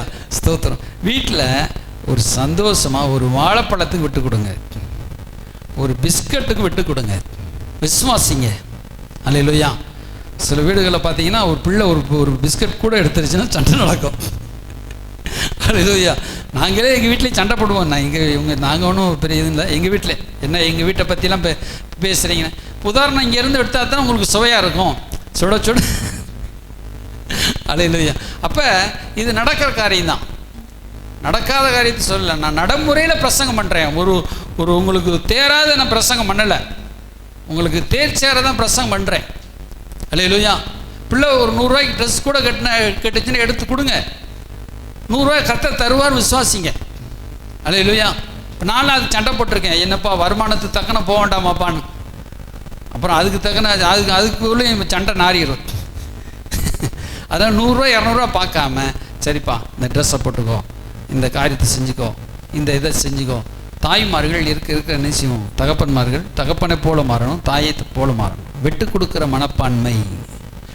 ஆண்டவர் என்னை ஆசீர்வதிப்பார், என்னை வழிநடத்துவார், என்னை அற்புதம் செய்வார் அப்படின்னு சொல்லுங்க. அல்லேலூயா. எனக்கு அற்புதம் செய்வார். அல்லேலூயா. 100 ரூபாவில் கடன் வாங்கி நீங்கள் பள்ளத்தாக்கில் விழ போகிற கிடையாது. 1000 ரூபாவில் 1000 ரூபா கடன் வாங்கி நீங்கள் கஷ்டப்பட போகிற கிடையாது. 1000 ரூபா அடைக்கும்படி செஞ்சிருவார். அல்லேலூயா. சின்ன சின்ன குறைகள் நம்மகிட்ட இருக்கத்தான் செய்யும். ஆண்டவர் மன்னிச்சிருவார், பெரிய லெவலில் கொண்டு போவார். அல்லேலூயா. சரி, ஸ்தோத்திரம். இப்போ அதான் சொல்கிறார், ஆவியின் சிந்தையில் ஜீவனும் சமாதானம். இந்த சமாதானமாக நம்ம இருக்கணும். யாவரோடும் சமாதானமாக இருங்கள் அப்படின்னு சொல்கிறார். இப்போ சமாதானமாக நம்ம என்ன செய்யணும்? எல்லாத்தையும் அப்படியே வாழணும். அல்லேலூயா. இப்போ நீங்கள் கொடுக்குறீங்க, கை கொடுங்க, ஏகபா ஷாலும் அப்படின்னு சமாதானம் சமாதானம் சொல்லி கொடுக்குறீங்க. ஆனால் உள்ளத்தில் சமாதானம் இல்லைன்னா, அதான் நீங்கள் சர்ச்சைக்கு வர்றீங்க, உங்கள் உள்ளத்திலே சமாதானம் இல்லைன்னா என்ன அர்த்தம்? ஆனால் உள்ளத்தில் சமாதானம். அல்லேலூயா. வாழ்க்கையில் ஒரு சமாதானம். அல்லேலூயா. சரி, ஸ்தோத்திரம். இது குறித்து நிறைய எடுக்கணும், நான் நேரம் இல்லை எனக்கு.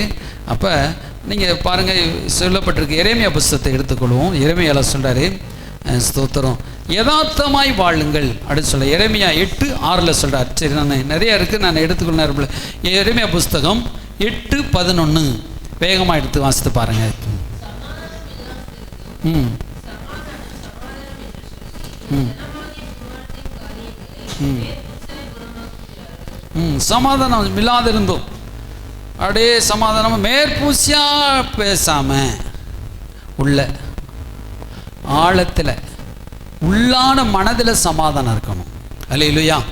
பாருங்கள், இன்னும் ஆண்டவர் அங்கே சொல்கிறாரு. அதே 8:6 ஒரு வசனம் சொன்னாங்க, கவனித்து கேட்டேன், அவர்கள் யதார்த்தம் பேசவில்லை. என்ன பேசலை? யதார்த்தமாக பேசலை. இப்போ நான் யதார்த்தமாக பேசினேன் பார்த்தீங்களா? இந்த வெண்டைக்காய் கதை, கத்திரிக்காய் கதை, இதெல்லாம் யதார்த்தமாக பேசுகிறோம்.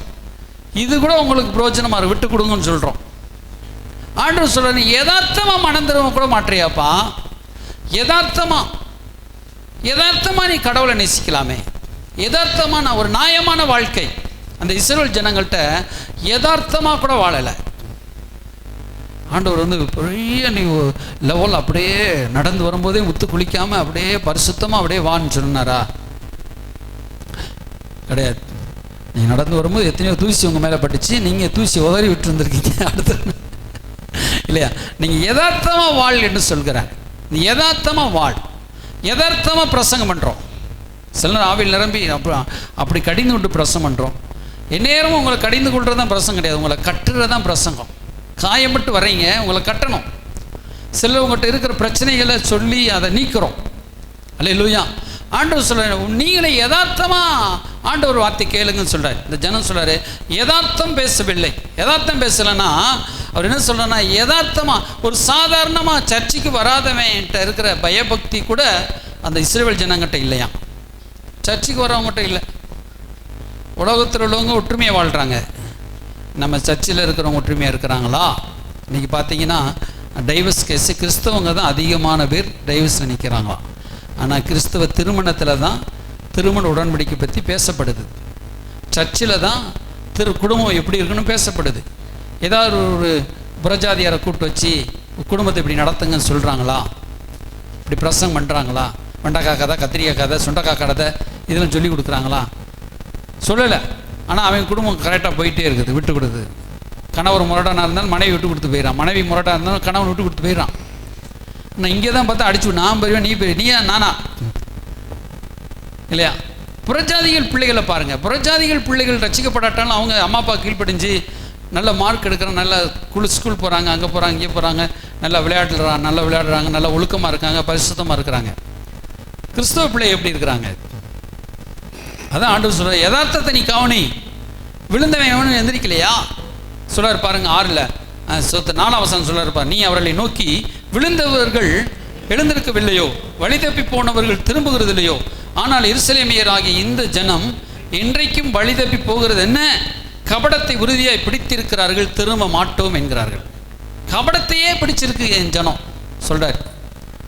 சமாதானம் நீ சொல்றியாப்பா, சமாதானம் உண்மையிலே இருக்குதா? அல்லேலூயா. அப்போ ஆவிக்குரியன்னு சொல்லிகிட்டே இருக்கிறோம். ஆவிக்குரிய சிந்தை சமாதானம். அப்போ எரேமியா பற்றி எடுத்தோம்னா ரொம்ப நேரம் இருக்காது, நமக்கு நேரம் இல்லை, அதனால் குறைவா. இப்போ ஆண்டவர் சொல்றாரு, நீங்கள் என் ஜனம் நேரத்தை காலத்தை அறியுன்னு சொல்றாரு. இப்போ 7 வசனம் பாரு, ஆகாயத்தில் உள்ள நாரை முதலாய்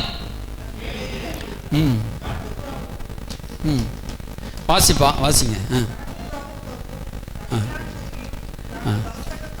காலத்தை அறியும்.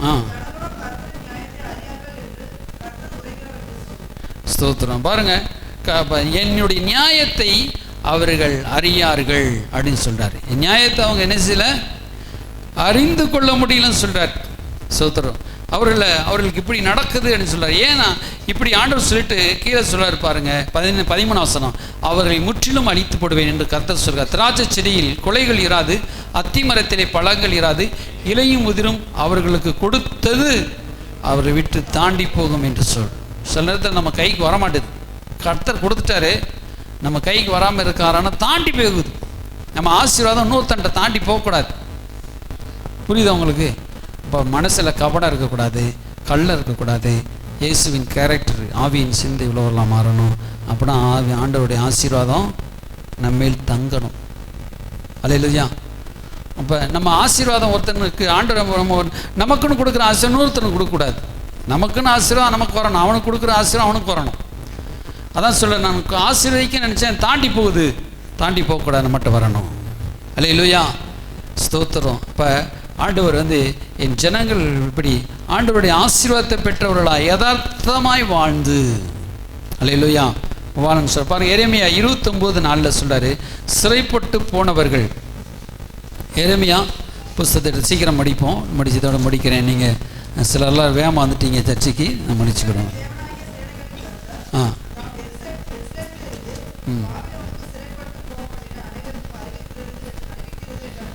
நீங்கள் வீடுகளை கட்டி குடியிருந்து தோட்டங்கள் நாட்டி அவைகளின் கனியை சாப்பிடுங்கள் சொல்றார். சோத்திரம். இஸ்ரவேல்ல இருந்து அவங்க பாபிலோன் சிறைப்பட்டு போயிட்டாங்க. சொல்றார், வீடு கட்டி குடியிருந்து தோட்டங்களை நாட்டி அது கனியை சாப்பிடுங்கள் என்று கர்த்தரே சொல்றார். 7ஆம் வசனம் சொல்றேன், நான் உங்களை சிறைப்பட்டு போக பண்ணின பட்டணத்தின் சமாதானத்தை தேடி அதற்காக கர்த்தரை விண்ணப்பண்ணுங்கள், அதற்கு சமாதானம் இருக்கையில் சொல்றாரு. நீங்கள் மற்றவங்களுடைய சமாதானத்தை நீங்கள் நாடும் பொழுது நீங்கள் சிறைப்பட்டு போன தேசத்தை கூடிய சமாதானத்தை தேடுங்கள். அல்லேலூயா. நம்ம இந்த தேசத்தில் சரியாக இருக்கிற மாதிரி வச்சுக்கிட்டோம். நம்ம போகிற நாடு பரலோகம் இல்லையா? ஆனால் இங்கே இருக்கிறோம். இங்கே இருக்கும்போது சொல்கிறாரு, நீ வீடு கட்டி அல்லேலூயா குடியிருந்து தோட்டங்களை நாட்டி நீ கனியை சாப்பிடு. அல்லேலூயா, நீ நல்லாரு சொல்கிற. 7ஆம் வசனம் சொல்கிறாரு, நான் உங்களை சிறைப்பட்டு போக பண்ண பட்டணத்தின் சமாதானத்தை தேடு. இங்கேருந்து பரலோகம் போகணும், பரலோகம் போகணும், பரலோகம் போகணும். பரலோகம் நிச்சயம் போவீங்க கண்டிப்பாக. கர்த்தர் உங்களை பரலோகம் போகத்தான் நாங்கள் உங்களை நீங்கள் வச்சுருக்காரு. அல்லேலூயா. ஆனால் சீக்கிரம் அனுப்புறதுக்காக வச்சுருக்கேன். என்னடா இவ்வளோ சீக்கிரம் கூப்பிட்டு வந்துட்டியாப்பா அப்படின்னு இல்லை. அல்லேலூயா. நீங்கள் இந்த பூமியில் சாட்சியாக வாழணும். சாட்சியாக வாழ்ந்த பிறகு தான் உங்களுக்கு பரலோகம் கொண்டு போய் சேர்ப்பார். உங்களுக்குரிய பிசாசை நீங்கள் மிதிக்கணும். இதனால் வரை உங்களை வேதனைப்படுத்தின எத்தனை பிசாசு வந்துச்சு, அதெல்லாம் மிதித்து ஒரு ஜெயம் எடுக்கணும். ஒரு அலையிலே சொல்லுங்க, அல்லேலூயா. நான் 16 வயசு ரட்சிப்பட்டேன். சேர்றா மகனே, நீ 10 வருஷம் ஆண்டவருக்குள்ள வந்துட்டப்பா, வந்து சேர்றான்னா நான் போயிருப்பேன். உங்களெல்லாம் பார்க்க முடியுமா? என்னை இவ்வளோ நாள் வச்சுருக்கார் ஆண்டவர். அல்லேலூயா. என்னை பலனை வச்சுருக்கனால தான் உங்களுக்கெல்லாம் ஊழியம் பண்ணிகிட்டு இருக்கிறேன். அல்லேலூயா. இன்னும் நல்லா பலனை வச்சுருப்பார். இன்னும் 1000 பேருக்கு ஆசீர்வாதம் மாற்றுவார். அதுக்கப்புறம் என்னை எடுத்துக்கொள்வார். நல்லா எனக்கு பரலோகம் உண்டு, நிச்சயமாக நித்திய ஜீவன் உண்டு. உங்களுக்கும் அதே போல் பரலோகம் உண்டு. கவலைப்படாதீங்க, பயப்படாதீங்க. ஆனால் ஆண்டவருடைய ஊழியத்தை நீங்கள் செய்யணும். ஆண்டவருக்காக சாட்சியாக வாழணும். ஆண்டவருக்காக உழைக்கணும். ஆண்டவருடைய ராஜ்யத்தை கட்டணும். அதுக்காக நீங்கள் வேணும். பவுல் சொல்கிறார்ல, நான் இருந்தேன்னா எனக்கு நான் இப்போ பரலோகத்துக்கு போயிட்டேன்னா எனக்கு பிரயோஜனமாக இருக்கும். ஆனால் பூமியில் இருந்தேன்னா உங்களுக்கு பிரயோஜனம். அல்லேலூயா. அதே போல் நீங்கள் இருந்தீங்கன்னா இந்த மக்கள் எல்லாம் ரட்சிக்கப்படுவாங்க. நீங்கள் பூமியில் இருக்கிறது எல்லாம் ரட்சிக்கப்படுது. அல்லேலூயா, ஸ்தோத்திரம். பரலோகம் போகணும்னு சொல்கிறவங்கலாம் ஒரு கணக்கில் எழுதிக்கோங்க. இனிமேல் நான் சம்பாதிக்கிறதெல்லாம் ஆண்டவரோட ஊழியத்துக்கு கொடுத்து விடுகிறேன். 5 பைசா சேர்த்து வைக்கக்கூடாது, சர்ச்சுக்கு வந்துடணும். நீங்கள் தான் சொல்கிறீங்களா பரலோகத்துக்கு போகிறேன்னு, சாகன்னு விருப்பப்படுறேன்ல, நான் செத்தான் இப்போ நிம்மதிப்பா அப்படின்னு சொல்கிறீங்களே, செத்தை தான் நினச்சிக்கோங்க. இனிமேல் வாழ்கிற இயேசுக்காக இப்போ சம்பாதிக்க பண்ணோம்னா எனக்கு இங்கே வந்துடணும், சர்ச்சுக்கு வந்துடணும். அப்புறம் ஊழிய சாப்பிட்ற காசில் சுருக்கி வச்சு சீக்கிரம் எல்லாம் வந்துடணும். அப்படி செஞ்சு பாருங்கள். ஸ்தோத்திரம். பரலோகம் போகிற ஆசையை உங்களுக்கு விட்டுரும். அப்போ பொருத்தனை பண்ணணும். அல்லேலூயா. பரலோகம் நிச்சயம் நம்ம போகணும், போக வேண்டாம்னு சொல்ல. இந்த உலகத்தில் ஆண்டவர் உங்களை சாட்சியாக இருக்க பண்ணி தசம்பாகம் காணிக்கலாம் கொடுத்து இந்த ஊழியத்தை கட்டி இன்னும் அநேகர் வர்றதுக்கு வாய்ப்பு பண்ணி அதுலேயும் தசம்பாகத்தை ஏமாற்றி காணிக்கை ஏமாற்றி சர்ச்சுக்கு வர்றதில் பாதி ஆக்கி இன்னும் ஜெபம் பண்ணுறதில் பாதி ஆக்கி அப்புறம் தூங்கி வலிஞ்சு அப்போ பரலோகம் மட்டும் நிச்சயம் போயிடும்னு நினைக்கிறீங்க. அதெல்லாம் எப்படி நடக்கும்? இந்த பூமியில் உங்களை நல்லா வச்சு உங்களை ஆசீர்வதித்து உங்கள் வருமானத்தில் ஆண்டவர் ஊழியத்தை கட்டி உங்களையும் ஆண்டவர் செழிப்பாக்கி உங்களையும் பரிசுத்தமாக வாழ வச்சு உலகத்தை பார்ப்பான், என் மகன் பிறா பரிசுத்தமாக வாழ்கிறான்னு ஆண்டவர் உங்களை சொல்ல வச்சு, அல்லேலூயா, உங்களை பரிசுத்தமாக நிறுத்தி இதுதான் தேவ ஜனம், என் ஜனத்தை பாடுறான்னு சொல்லி வச்சுருக்கார். உங்களை அடையாளமும் அற்புதமாக வச்சுருக்கார். ஏசியா சொல்கிறார், என் குடும்பத்தை நானும் என் வீட்டுட்டாருமோ வேண்டால் இஸ்ரவேலில் அடையாளமும் அற்புதமாக இருப்போம். அற்புதமாக ஆச்சரியமாக உங்களை வச்சுருக்காரு. உலகத்தானுக்கு இதுதான் தேவஜனம். பார், என் ஜனத்தை பார், பரிசுத்தமாக வாழுது, என் ஜனத்தை பார், என் ஜனம் ஆசீர்வாதமாக இருக்குது, நல்லா இருக்குது, என் மகன் நல்லா இருக்கிறான், அப்படி காட்டுறதுக்காண்டி தான் நம்மளை வச்சிருக்காரு. அல்லேலூயா. எல்லாம் கண்ணை முடிச்சோம், டைம் ஆயிடுச்சு. ஆமென். ஆண்டவரே எங்களை சாட்சியாக நிறுத்துங்கப்பா. அல்லேலூயா. தேவனுக்கு என்று நாங்கள் ஆவியினால் நடத்தப்படணும். இந்த வருஷம் முழுவதும் நாங்கள் அற்புதங்களாகவும் சாட்சிகளாகவும் இருக்கணும் ஆண்டவரே. எல்லாம் சொல்லு, வாய் திறந்து சொல்லுங்கள். ஆண்டவரே, நாங்கள் இந்த ஊரில், இந்த தேசத்தில் நாங்கள் அற்புத சாட்சியாக இருக்கணும். ஹல்லேலூயா, ஹல்லேலூயா. ஸ்தோத்திரம். உங்களை சாதாரணமாக ஆண்டவர் உங்களை பரலோகத்துக்கு கொண்டு போக மாட்டார். ஹல்லேலூயா. இது நானும் கர்த்தர் எனக்கு கொடுத்த பிள்ளைகளும் சீயோன் பர்வதத்தில் வாசமாயிருக்க சேனைகளின் கர்த்தராலே நீங்கள் இஸ்ரவேலில், இந்த இந்தியாவில், இந்த பாண்டியனரில் நீங்கள் அடையாளங்களாகவும் அற்புதங்களாகவும் இருப்பீர்கள். எல்லாம் சொல்லுவோம். ஆண்டவர், நான் அற்புதமாக இருப்பேன், என் வாழ்க்கையே அற்புதம். எப்படி இவன் நல்லா இருக்கிறான், எப்படி இவன் நல்லா இருக்கிறான், அற்புதம். அல்லேலூயா, அல்லேலூயா. அதிசயமா ஆண்டவர் வைக்க போகிறாரு, அடையாளமாக வைக்கிறார் உங்களை, என் பிள்ளைங்கிற அடையாளம். அல்லேலூயா, அல்லேலூயா, அல்லேலூயா. ஆத்துமாவே நீ நன்றி சொல்லு முழு உள்ளத்தோடே, ஆத்துமாவே நீ